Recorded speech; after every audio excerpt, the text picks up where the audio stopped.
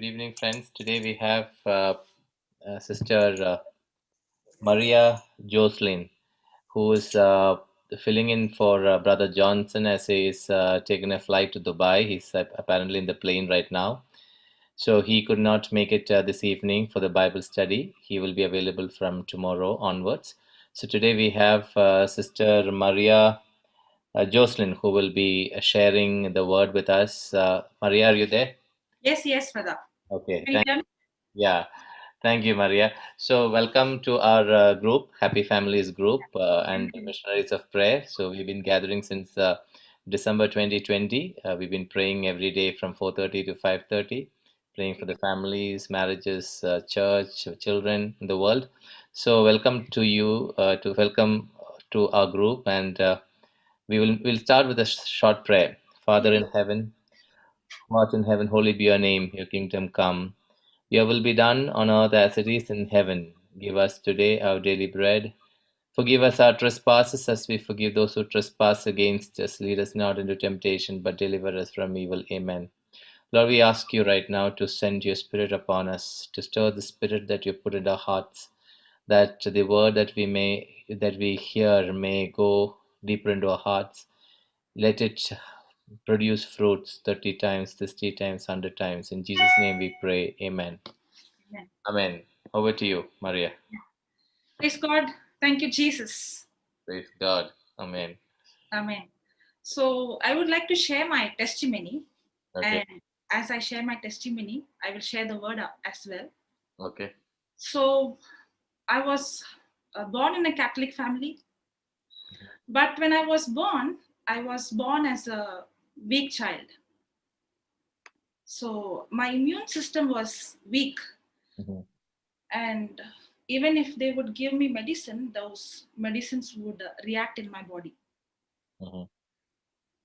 And then I went to school and I had a problem with reading and writing. So I used to, every year I used to repeat 2 years. And I never seen getting more than 1 digit. I always saw only 1 digit mark. So I had problem reading and writing. I had a problem with my health.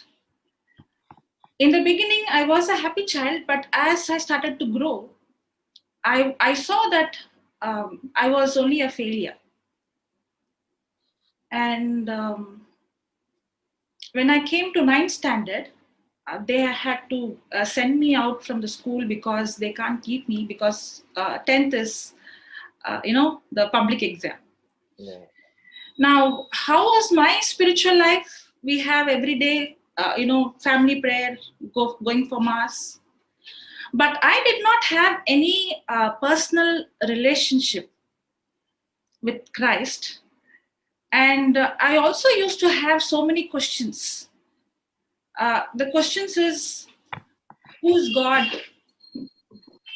In fact, I remember asking my father, my catechism teacher is teaching God created Adam.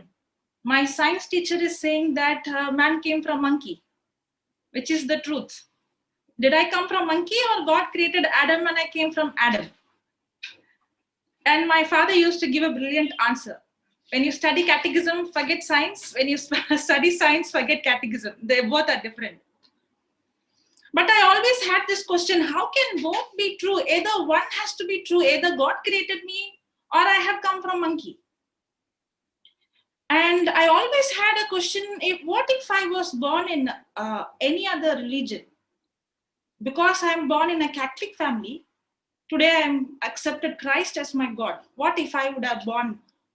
So I always had this, even though I go to church and, I was participating in all, prayers and everything.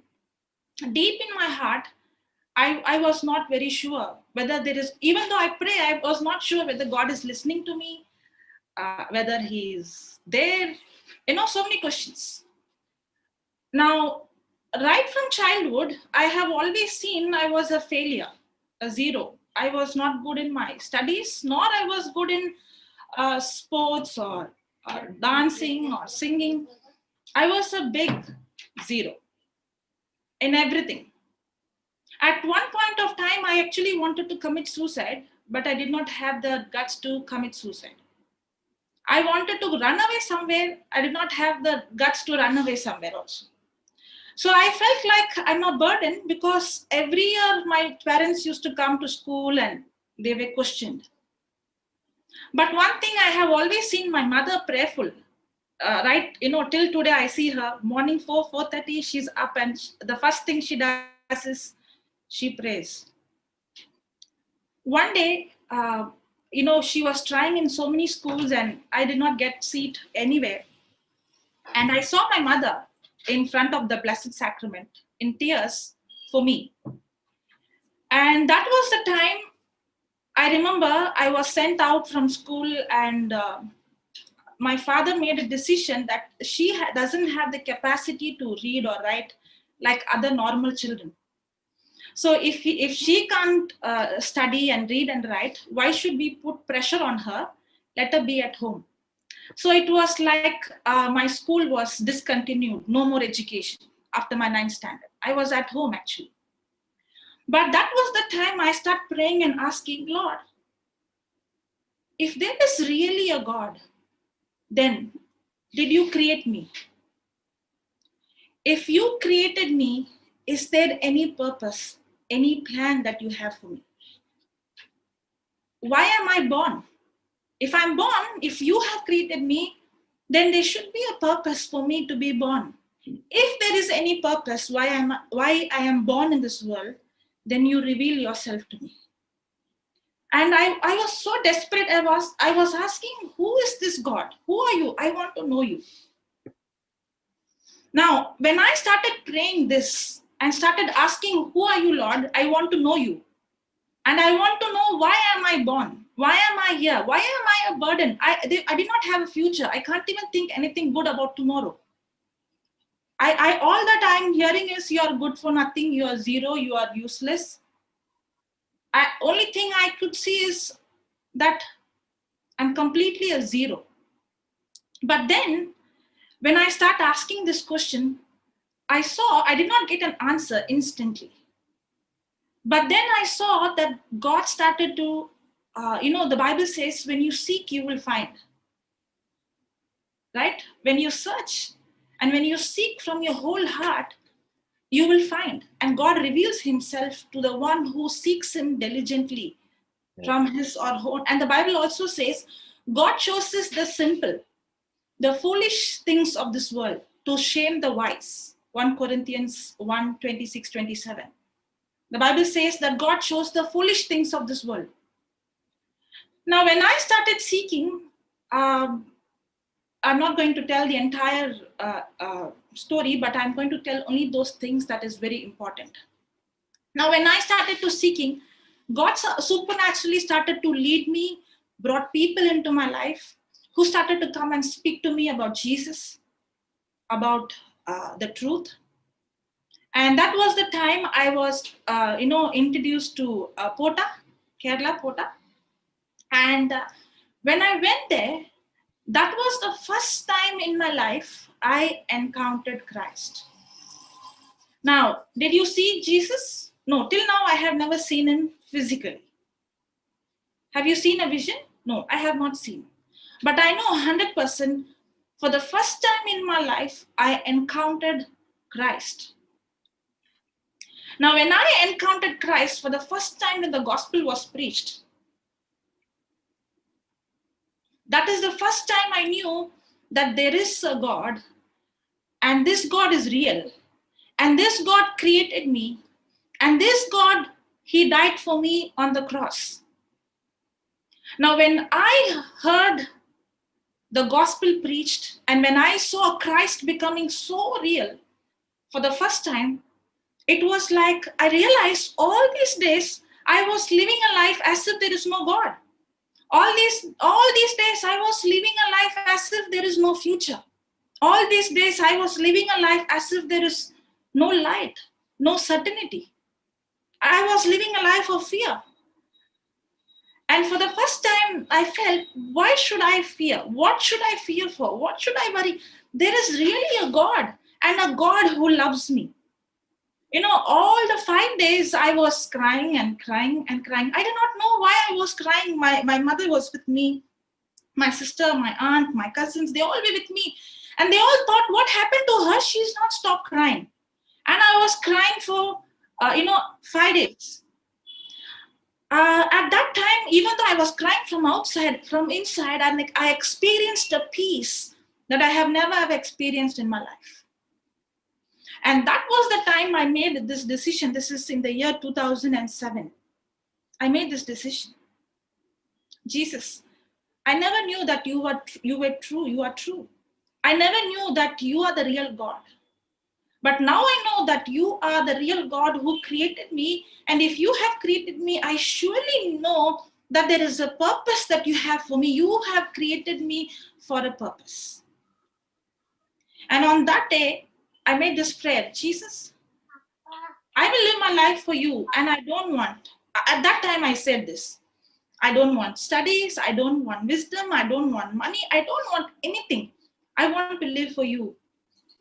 My mother had to convince me and tell me, okay, now we have to leave this place after this retreat. I will bring you back later. Okay, because she was thinking that what happened to me, all of a sudden, I was a different person.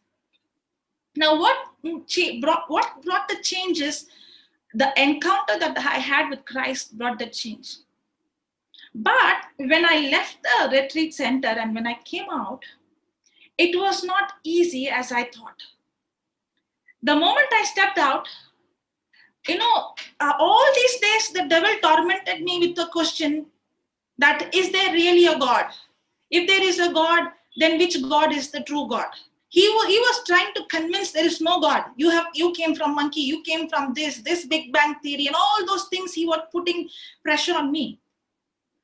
But now, that question, that pressure is no longer there. But now the devil started to put thoughts and he started to torture me that if your God is good God, then why are people dying?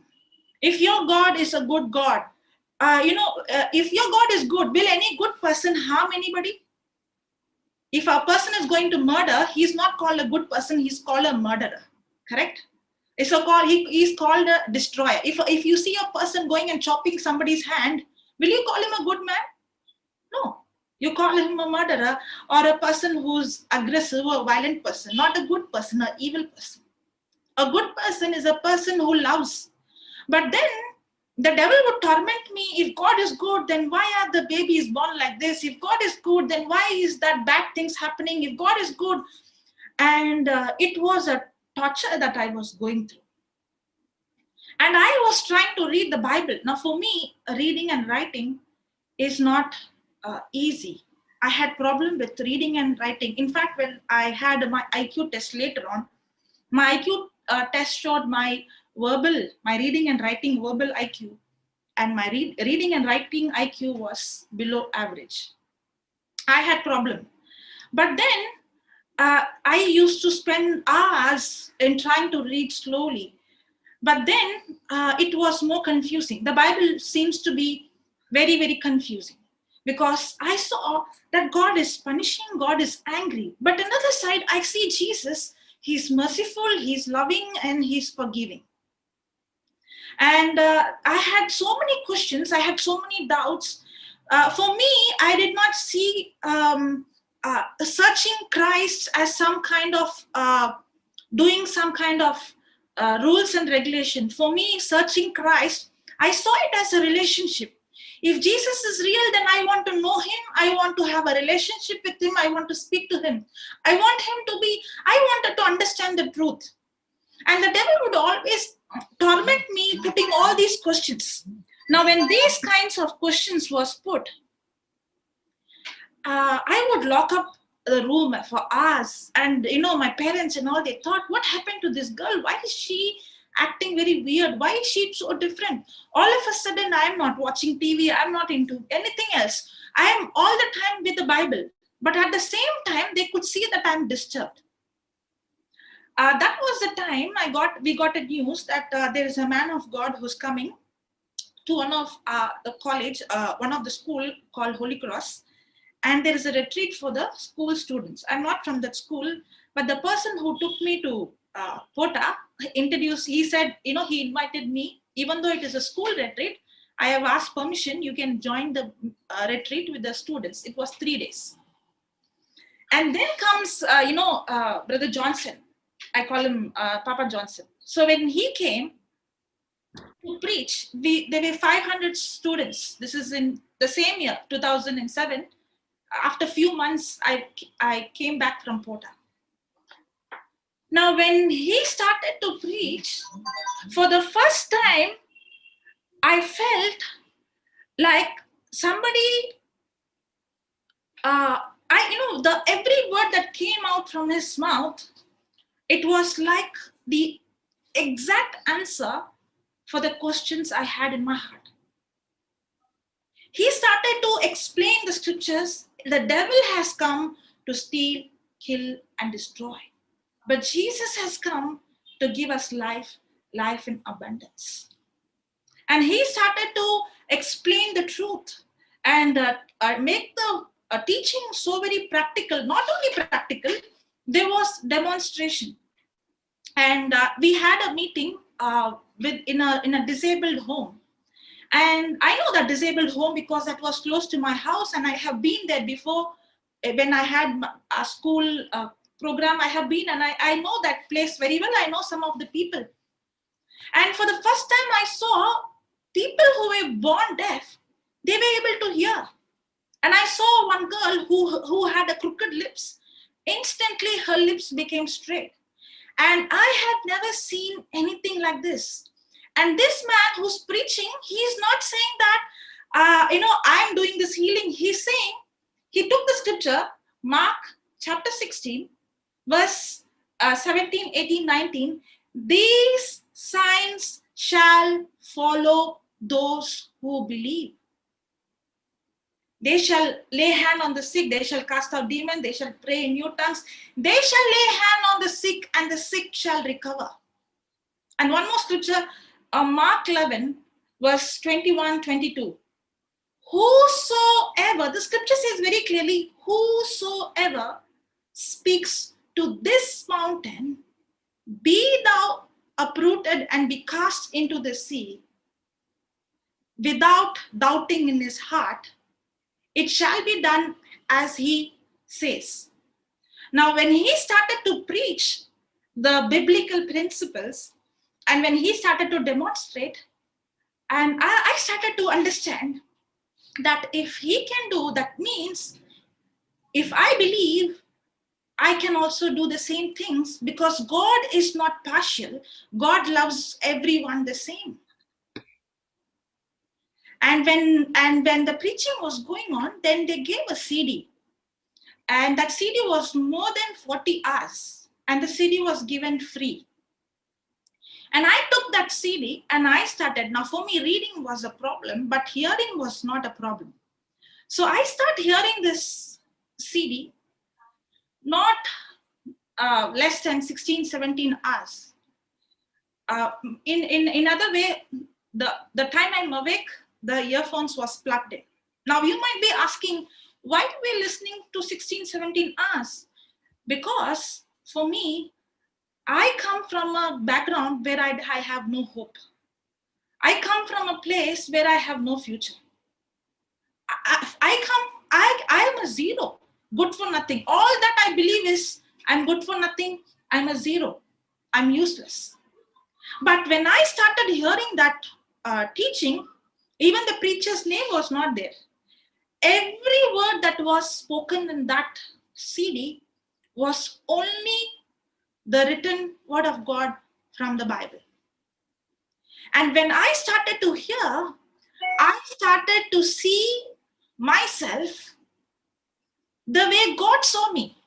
Now, all my life, I was seeing the way what doctor said, what my parents said, what my relatives said, what my friends said, what my mark sheet said. I saw me like that. But now, the word of God started to challenge me to see me the way the Bible says. I give an example from the Bible before I would continue my testimony. We all know the man Abraham. Before he was Abraham, he was Abraham. Now, shall we go to the scripture? Yeah.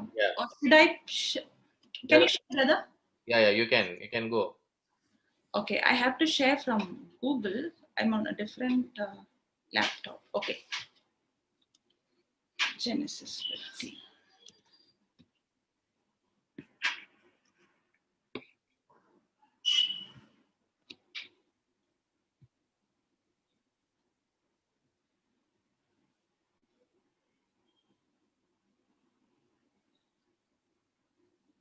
Okay, can you see?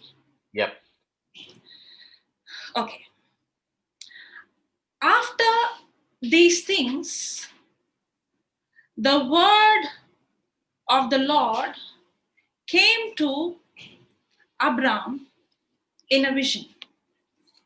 Do not be afraid.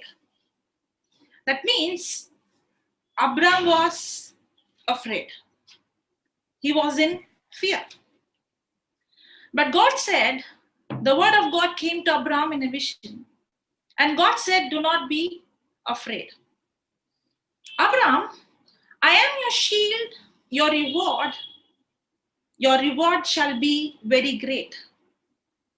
But Abram said, O Lord God, what will you give me?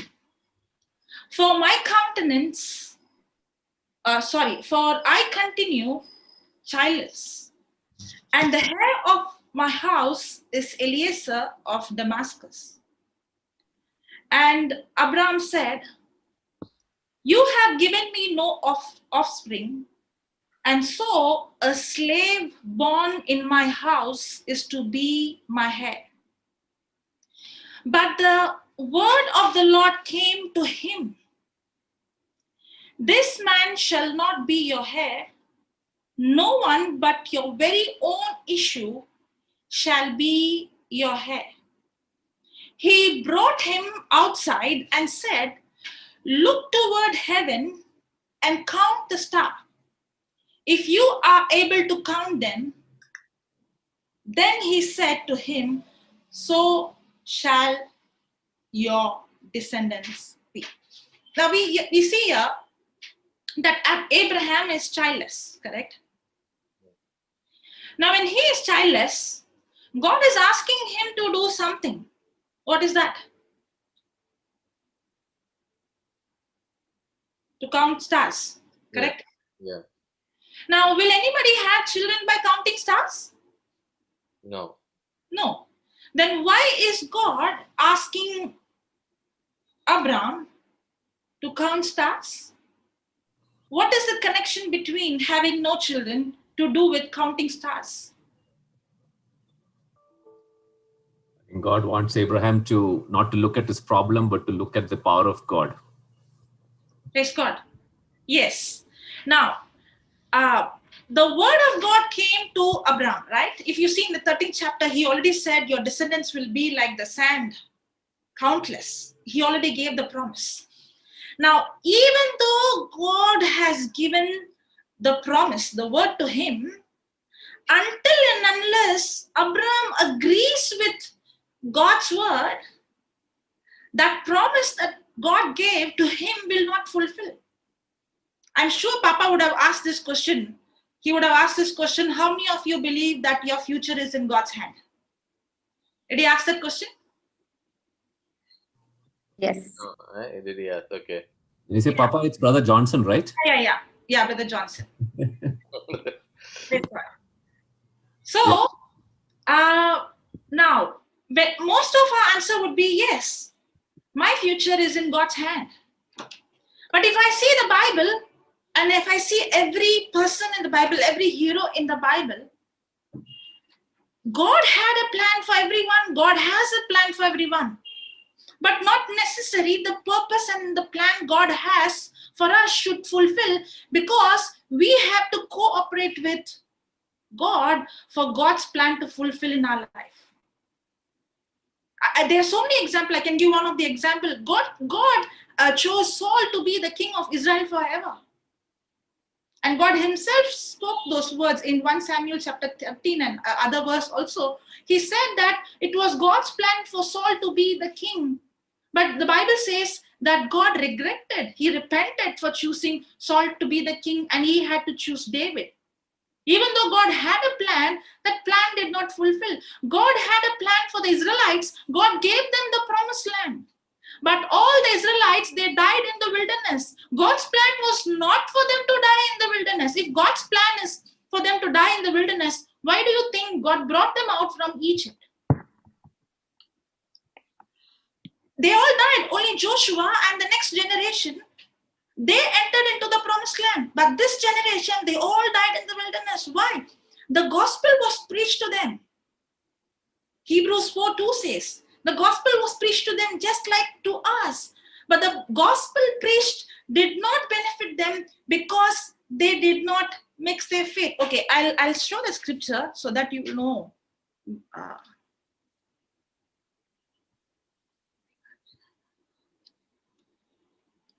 It is Hebrews 4:2. Now, if you see Hebrews,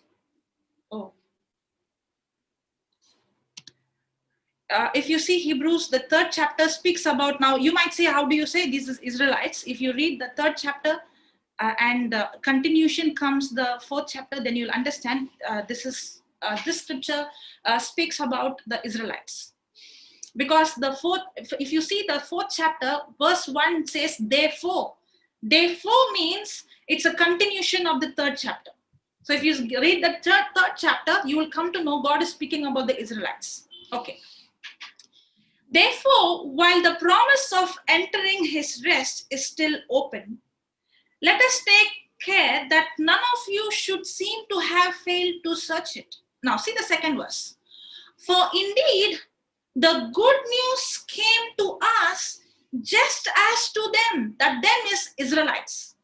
Just like how the gospel is preached to us, the good news has come to us, the good news that Jesus died for me on the cross. He took my sin, he took my shame, he took my curse on the cross.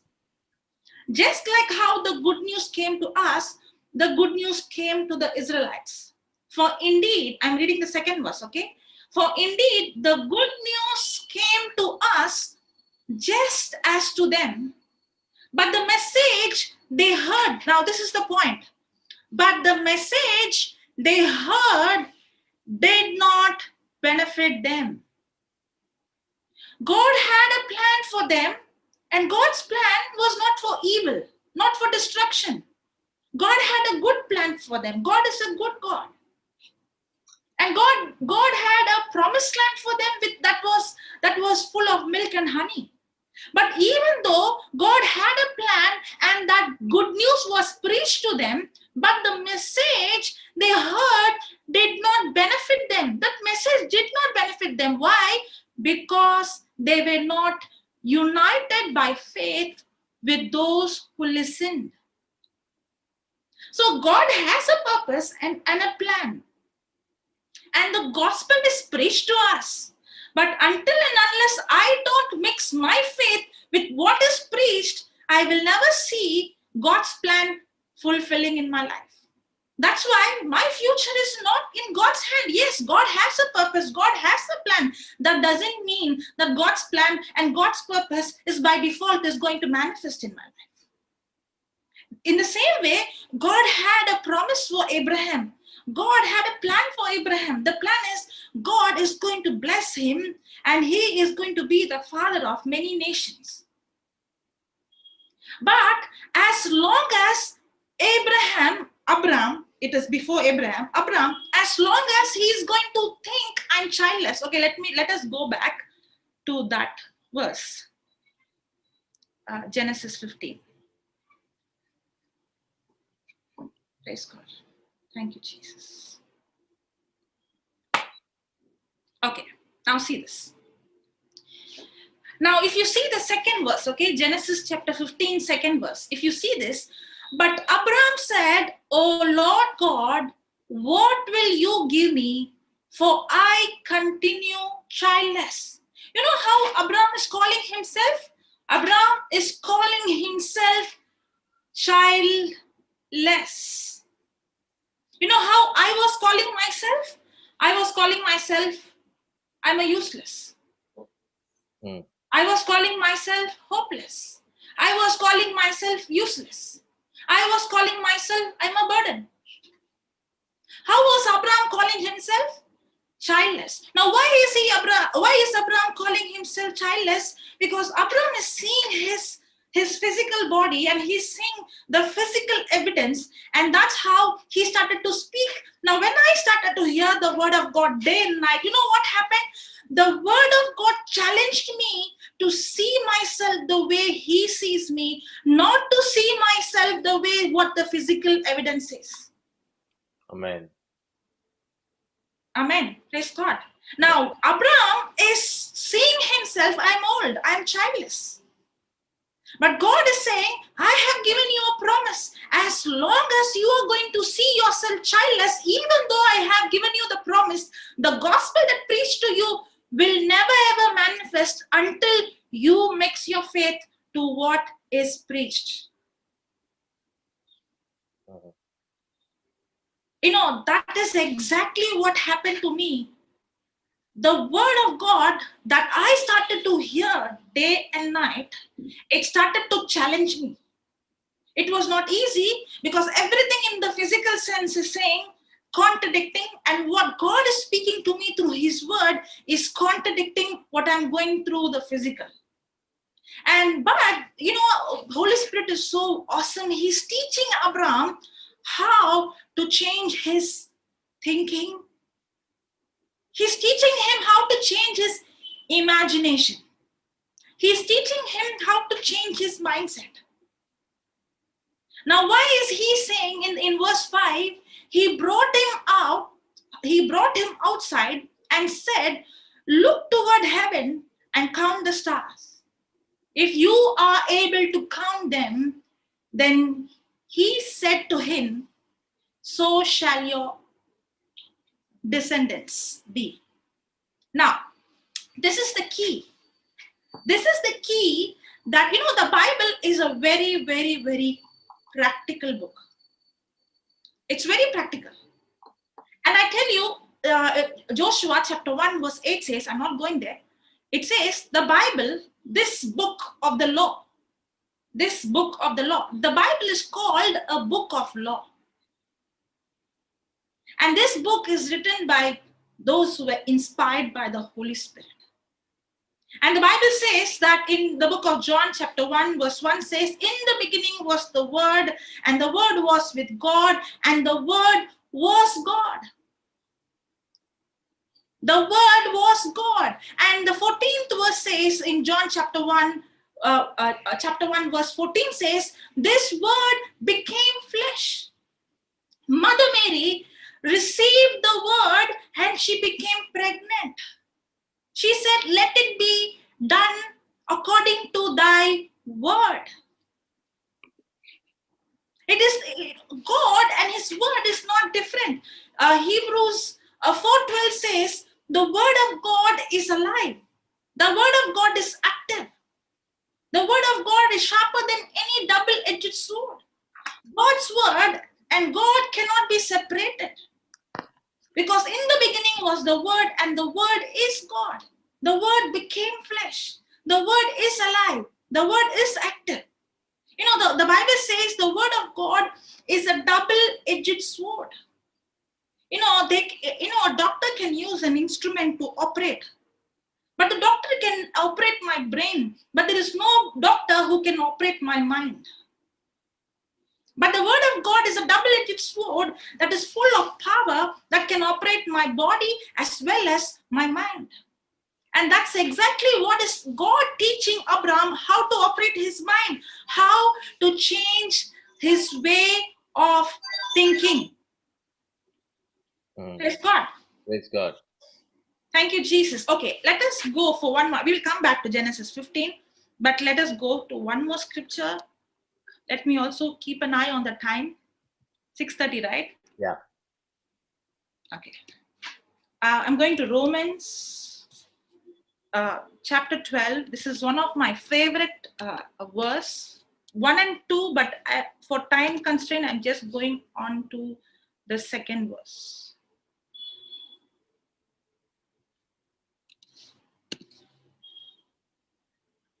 Okay.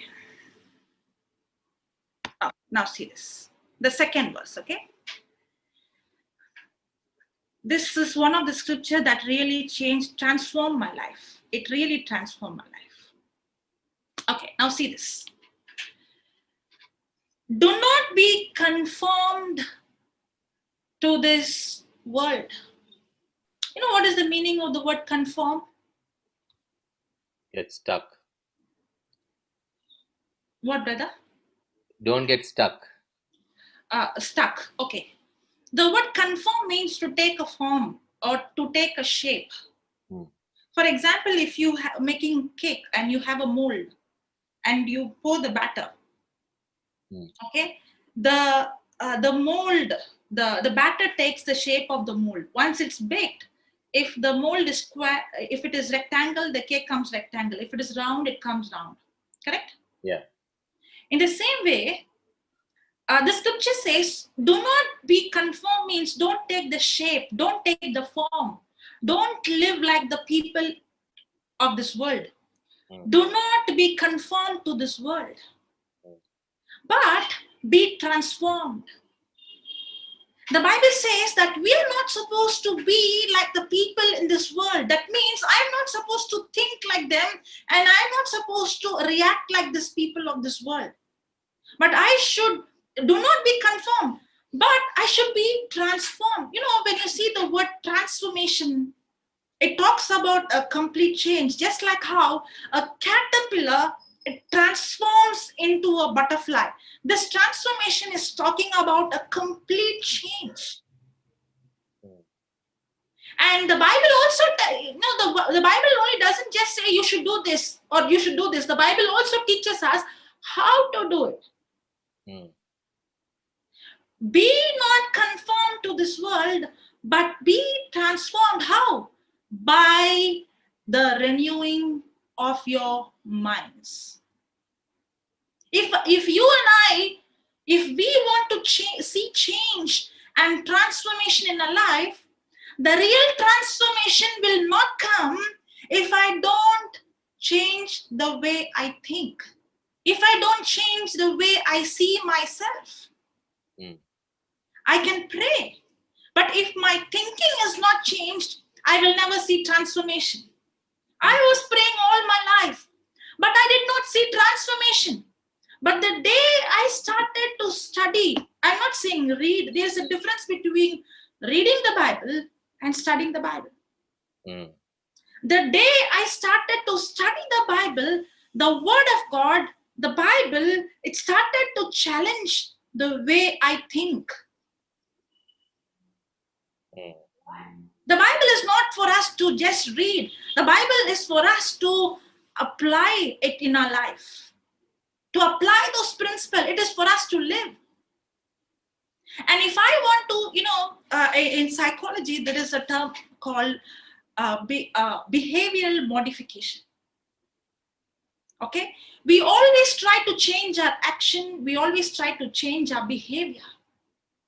But the real change has to take place in a person's heart, in a person's mind. When the heart and the mind, when the transformation begins in the heart and mind, the action will by default change. And if I have to see transformation to take place in my life, then the Bible says the transformation takes place. How? But be transformed by the renewing of your mind, so that you may discern what is the will of God and what is good and acceptable and perfect. Now, what happened to Abraham? God has a plan, but Abraham had to renew his mind. Now, Abraham is seeing himself childless. As long as he's going to see himself childless, he's going to remain childless. That's when God is teaching him how to change his mindset, his thinking. And he's telling, count the stars. Have you ever tried counting stars? No, yeah, probably I would have tried when I was small. Small, yeah. So when we try to count the star, you will notice the more you start to count, the more it starts multiplying. Yeah. Correct? And now you will not be able to count. God was teaching Abraham. When he was counting, the Holy Spirit, the Lord, the Word of God, he started to help him to understand, so is your descendant. He is helping him to change his thinking from childless to countless. Because as long as Abraham is going to see himself childless, even though God has a promise, that promise will never fulfill in Abraham's life. That's exactly what happened in my life. As long as I'm going to see myself sick, I'm going to be sick. As long as I'm going to see myself I'm a failure, I'm going to be a failure. As long as I'm going to see myself as a zero, I'm going to be a zero. And that is the time, it was not easy. And there was a war going on. But then I started to imitate Abraham and so many other people in the Bible.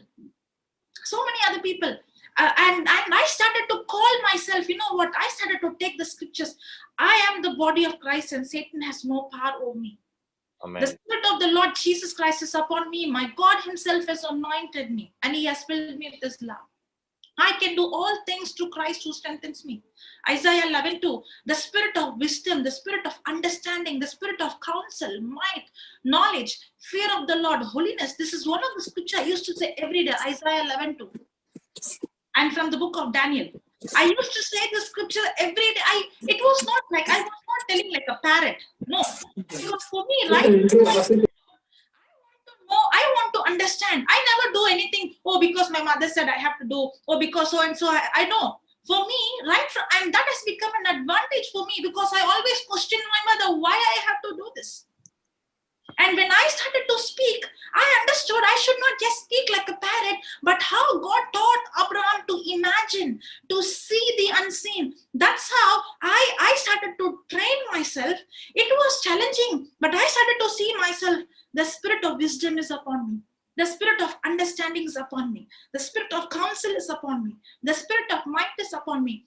Especially when I would say, the day I would find that, I'm struggling, the day I would find like I can't make it, the day I would see the symptoms goes wrong, that's the time I would say, no.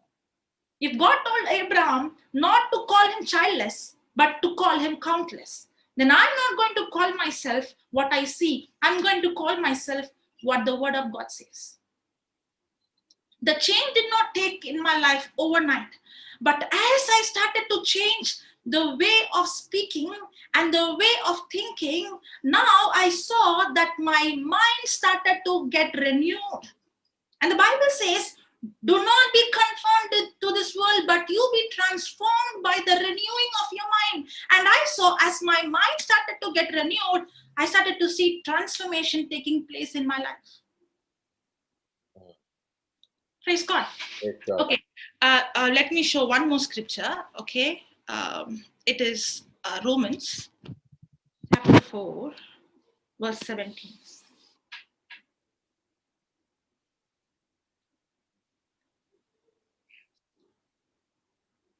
Mm, 17. Yeah. Okay.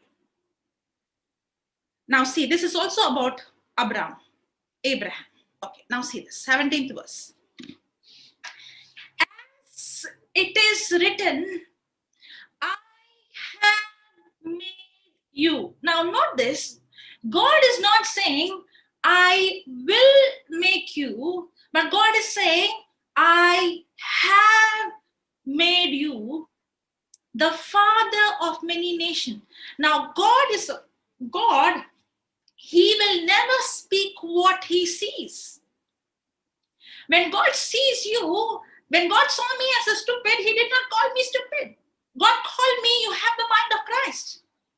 He said, I have the wisdom of God. That's how did you say God called? Yes, I take the word of God personal to me. I see it as a personal relationship. Because that word of God is no longer a word. It has become, the more I started to spend time, the more the Holy Spirit started to enlighten, that the word started to become alive in me. And what did God call Abraham? As it is written, I have made you the father of many nations. See the key, in the presence of the God in whom he believed. Can you see? Abraham believed. He did not believe when he was a father. He believed when he was childless. The problem with us is see, and then we will believe. First, I want to see I'm healed, then I will say I'm healed. First, I will see that I can see it in the physical, then I will believe. But that is not faith. If I can see, then why do I need faith? Faith is believing in the unseen. Hebrews 11:1 says, now faith is the substance of things hoped for, the evidence of things not seen. When I say faith means I can't see, I don't have physical evidence. And Abraham believed in the presence of God, in whom he believed, who gives. Now notice, now just be careful, pay attention to this word, who gives life to the dead and calls into existence the things that do not exist. Our God is a God who gives life to the dead. Our God is a God who gives life to the dead. How? How does he give life and calls into existence? My God is a God who will never speak what he sees. He speaks what he cannot see. He calls into existence the things that do not exist. When God saw darkness, he did not say there is darkness. He said, let there be light. When Jesus saw a blind man, he did not say you are blind. He said receive sight. When he saw a deaf man, he did not say you are deaf. He said ears be open. When he saw a person who was lame, he did not say you are lame. He said rise up and walk. When he saw Abraham childless, he did not call him childless. He called him father of many nations. That is same for me today. God is not God calling you what you see right now. Maybe the doctors would have said something, your parents would have said, but what is God calling you? God is a God who calls things into existence, the things that do not exist. Hoping against hope, he believed that he would become the father of many nations, according to what was said. So numerous shall your descendant be. Now see this 19th verse. He did not weaken in faith. Who? Abraham did not weaken in faith when he considered his own body, which was already as good as dead. For he was about 100 years old. You know what? He was 100 years old. His body was as good as dead. The womb of Sarah was dead. But Abraham called himself father of many nations. That is the key. You know what happened in my life? What happened in Abraham's life? When I started to do it day and night, I saw that my level of thinking, understanding, my knowledge, everything started to change. You know, I told in the beginning, my first prayer was, Jesus, I don't want anything. I don't want health. I don't want money. I don't want anything. I want to live for only you. But I tell you, the more I started to seek his kingdom and his word and started to spend time studying the word, I saw that everything came into my life. I did not chase blessing, but blessing came in search of me. I did not go in search of healing, but healing came in search of me. You know, I finished my graduation, I finished my master's first class. And when I came out and I was in a desperate situation, my family condition, that I had to go to job because we were having financial problem. And that was the time I said, Lord, my desire is to serve you full time.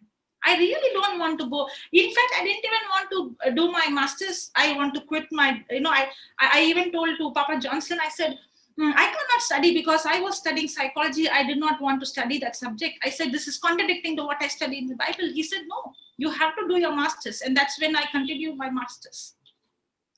And then when I got my job, I said, before I would get the job, I said, Lord, I will work. Yes, okay. But I will work in a place where my boss would be in the word. And I want to go and share this gospel to the people. I cannot keep my mouth shut.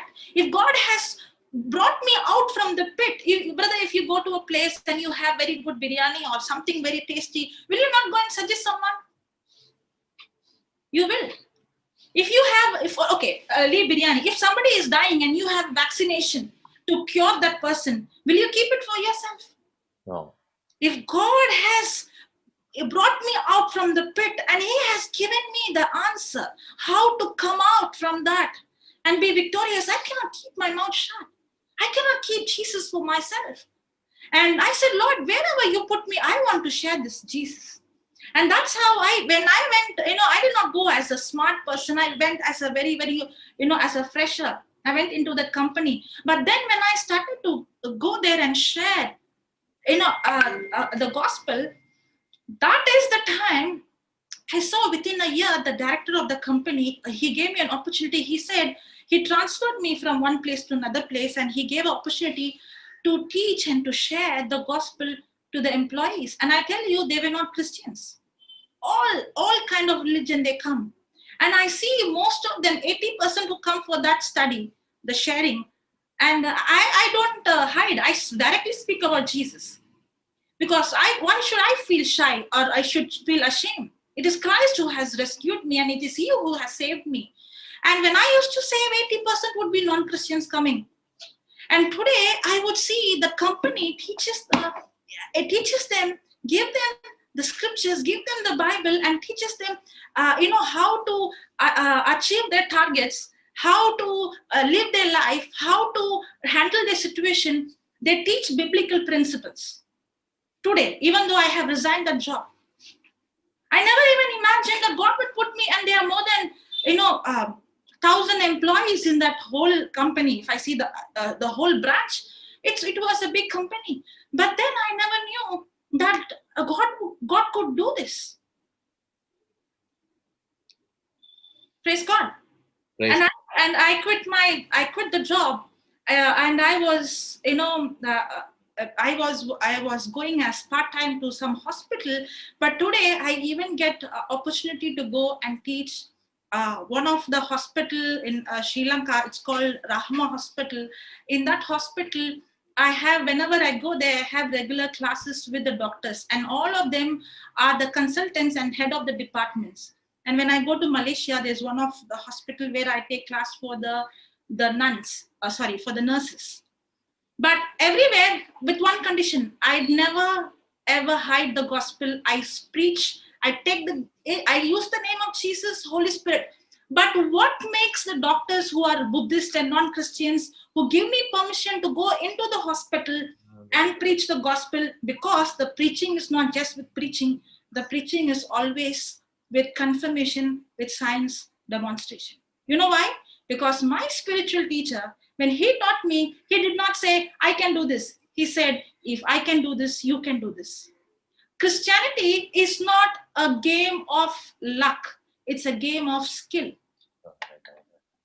If I understand the truth and apply the principle, that's why the Bible is a book of law. You know what is a law? A law is established universal principle. When anyone involves in it, the result is the same. For example, law of gravity. Whether I'm in any part of the world, if I throw object, it has to come down.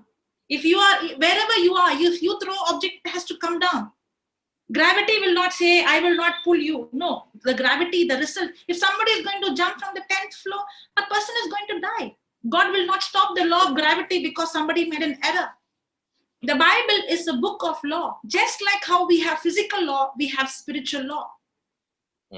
And the spiritual law is just like how the physical law, anybody who involves in the law, the result is the same. In the same way, anybody who applies this biblical principle, the result is the same. Amen. Amen. Amen. Praise God. Thank you, Jesus. Thank you, Jesus. Hallelujah. Hallelujah. I was running. Praise God. But I always never felt ashamed to speak about my failure. You know why? Many times I would think, thank God I was born weak. If I was not weak, I would have not been seeking God the way I am seeking Him now.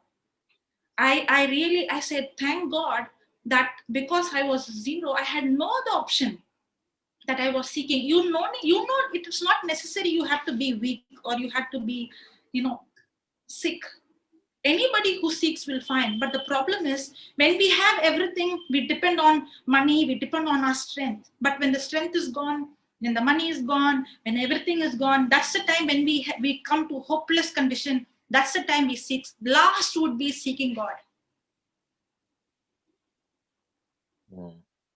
Praise God. But thank God, my weakness has become my strength. Even today, I completely depend on Him. I do not come and preach because I know the scripture. No. I do not come and share because I know this. No. It is not about the knowledge I have. It is about the relationship. Praise God. Praise God. Thank you, Jesus. Thank you, Jesus.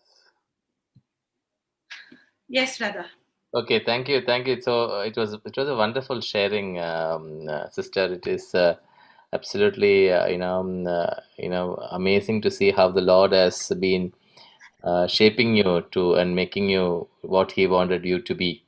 It's an amazing promise that you understood and you're practicing it. I was a little, not, I would not say worried. I was a little, when Johnson told me that he's not going to be there on 15, then we'll replace. But I'm very glad that you came in. And it was wonderful to know that, to hear your testimony, more than your testimony, some of the truths that you have opened up through the Word of God. It's really amazing. And we pray that all those who've heard take it into our hearts and start practicing the word of God, which we are, trying to do this through this days of Bible study. So we wanted to really thank you for your time. Where are you based? You're based in Tuticorin? Yes. Okay. But usually I'll be traveling, but because of this this COVID time, Okay. but praise God for the technology. Yeah, You're still traveling on okay. air. Okay, wonderful. So she will close it with a prayer. Thank you, Father, for this wonderful time that you've given to us. The words that was spoken through Sister Maria was your word, Lord. We believe, and we believe the words that we heard is your word. Let this word cleanse everything that is not from you in our hearts, in our lives, in our body, and allow us, Lord Jesus, uh, to believe in the word with all our hearts, mind, and soul and strength. And Lord, we also understand in the last few days we've been learning that it is the life or death is in our hands. We have to choose, and we have to choose what we wanted based on the word of God. And Lord, we pray that you give us that wisdom and the strength and the courage to choose the right thing, to choose your word, and to live a life glorifying your holy name. In Jesus' name we pray. Amen. Amen. Thank you very much, Sister Maria. And Thank you, brother. Thank you, everyone. Is there any questions or anything to yeah, ask? any questions would you like to ask Sister Maria?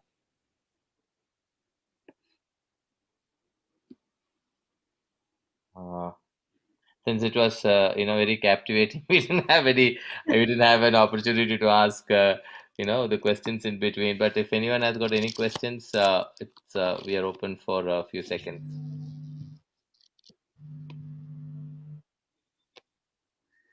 Hello. What did? Hello. Yes. Hello. Yes. Can I speak, Sharu? Yeah, tell me. You can, Rose. Yes. Yeah.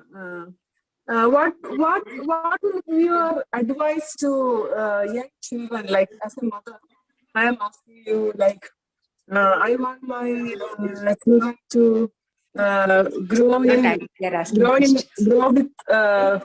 in a relationship with God, who is merciful.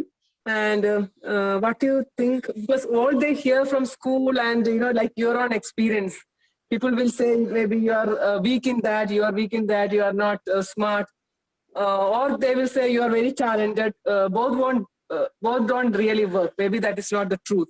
So, what do you think? How, as mothers, as parents, what do you think about giving the children the love of God in the the right manner, in a merciful love of God? Okay. What is your opinion?